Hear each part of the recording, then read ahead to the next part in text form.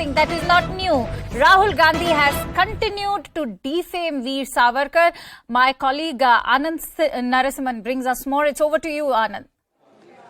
There is history and there is this deliberate effort to distort history. So historians and historians and deliberately trying to spin a particular narrative. That's one aspect. The question that rises is, why single out Savarkar?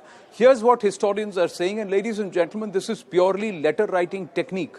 All of us, when we write formal letters, today we used to write earlier, yours truly, yours sincerely, faithfully yours, sincerely yours. Now it has become best and thank you. In the 1920s, 1930s, if you had to write to the crown or anybody who represents the crown, there was a particular format.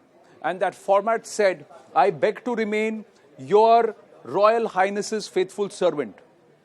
Now, this is what Rahul Gandhi read when he said Savarkar was a servant of the British Empire. He wanted to be British Empire ka naukar. What will Mr. Rahul Gandhi now say if we put out letters written by Mr. Mohandas Karamchand Gandhi himself? Have a look at this. These are some of the compilations from the collective memoirs and the letters written by Mohandas Karamchand Gandhi. It says, to His Royal Highness the Duke of Connaught. And this is an extract from the book itself where these letters have been published. It says, we desire to live on terms of friendship. I ask your Royal Highness and through you every Englishman to appreciate the viewpoint of non-cooperation. And look what is written here. What is written here is, I beg to remain your Royal Highness's faithful servant, M.K. Gandhi. This is how it has been signed. So now what would the Gandhi family and the Congress party have to say when they single out Savarkar? Let's look at another aspect. The next, I'm just going to go across and bring out the next letter. 1 minute. There we go. Here. This is a letter written by Abraham Lincoln. Abraham Lincoln has written to Henry L. Pierce and others. And here, how does he sign it? He signs it as your obedient servant, Abraham Lincoln. So this is how Lincoln has also written and signed his letters. So this was a pure letter writing technique in those times, ladies and gentlemen. And clearly letter writing styles have changed or evolved over the years. Now, this is again Mahatma Gandhi's letter. And I'm going to pull this out again. See what he says. He says, as one who has enjoyed a certain measure of your excellency's confidence, as one who claims to be a devoted well-wisher of the British Empire, Mahatma Gandhi, a devoted well-wisher of the British Empire, I owe it to your excellency and through your excellency, His Majesty's ministers, to explain my connection with and my conduct in the Khilafat question. This is Mahatma Gandhi trying to explain his support for the Khilafat movement in the 1920s. And what has he written? Claims to be a devoted well-wisher of the British Empire. So will the Congress party now say that even Mahatma Gandhi was a devoted servant and well-wisher of the British Empire? The letter writing technique of those times was like this, ladies and gentlemen. Now, there is more. Let's try and see. The next letter. The famous letters of Mahatma Gandhi. Join me in destroying the system. Here, in my humble opinion, India has cooperated. Once again, this is, I ask you to believe me when I tell you that my cooperation was not based on the fear of punishments provided by your laws or any other selfish motives. It was free voluntary cooperation based on the belief that the sum total of the British government was for the benefit of India. This is again written by Mohandas Karamchand Gandhi. So the sum total of the British government was for the benefit of India is his opinion. What will the Congress party have to say about this? Why not quote these letters too? Why single out Savarkar is the question. Let's look at the next letter. If I could make my countrymen retrace their steps, I could make them withdraw all the Congress resolutions and not whisper home rule or responsible government during the pendency of the war. I would make India offer all her able-bodied sons as a sacrifice to the empire at a critical moment. I know that India, by this very act, would become the most favored partner in the empire and racial distinctions would become a thing of the past. So it was not just Savarkar who said that the Indians should fight for the British, as the Congress party claims. These are famous letters of Mahatma Gandhi.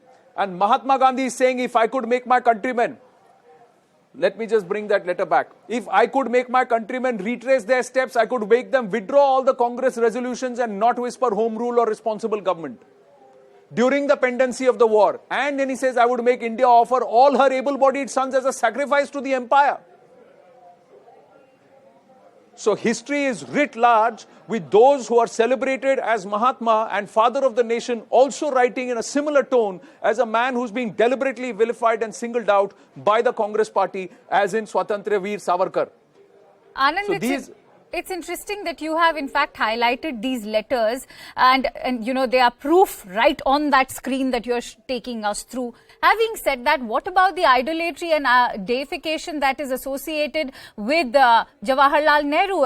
Is Rahul Gandhi forgetting the kind of proximity that Jawaharlal Nehru shared with Lord Mountbatten and the other Britishers as well? See, like I said, there are so many people who have written so many letters and said so many things. It's also chronicled how Pandit Jawaharlal Nehru was ill at ease when he was sentenced to 2 weeks in prison. To spend 2 weeks in prison was torture for him. One needs to ask this question: why, out of all the freedom fighters and those who are talking about freedom and Swaraj, why is it that only Swatantra Veer Savarkar was one of the prominent ones who was sent all the way 2,500 kilometers from the mainland to one of the most darkest and perhaps the most horrible torture prisons in the Andaman Nicobar Islands into Kalapani? Why is it? And is it not true that it was at the behest of Mahatma Gandhi himself that Veer Savarkar had actually written the pardon letter? Because Gandhiji advised him that you seek pardon and come back to the mainland because you are required here. You should not be in Kalapani. And it is also a matter of history and chronicled very well that Savarkar, while writing to his elder brother, had said that I will not beg pardon till the time there is a collective voice from the people itself who want me back. He says if the people themselves do not want me back to fight for them and to raise the voice of Bharat against this imperialistic rule, then why should I waste my efforts? He writes this to his own elder brother. And it is only when there was a collective movement for the freedom of Savarkar and for him to be brought back to the mainland that Savarkar actually wrote this letter. And the other aspect, even when he came back to the mainland between 1920 and 1927, till the time he was constantly watched, he was kept nazarband. Even during the time of the plague, he was not allowed to leave Ratnagiri. All this is written and chronicled in the commentary, the in-depth commentary that's been written by Dr. Vikram Sampath. Even Dhananjay Gir, who has written extensively on this, talks about all of this. Right. So why single out Savarkar is a question political parties who have made it their time, made it their job to vilify Veer Savarkar while singling him out have to answer. And why just talk about singling out Veer Savarkar? Also, what about the insult that Rahul Gandhi has heard? Because the insult to Veer Savarkar is not just an insult to India's freedom fighter, but one of the leading figures of the Hindu Mahasabha. See, they can have a political difference. The Congress party itself invited Veer Savarkar to join the Congress. That is also chronicled. And Veer Savarkar refused to join the Congress party because he differed in his opinion with Mahatma Gandhi. The political ideology was different. He differed with Mahatma Gandhi's backing of the Khilafat movement. He said that Gandhi's view of freedom and my view of freedom are different. And that's why he started the Hindu Mahasabha.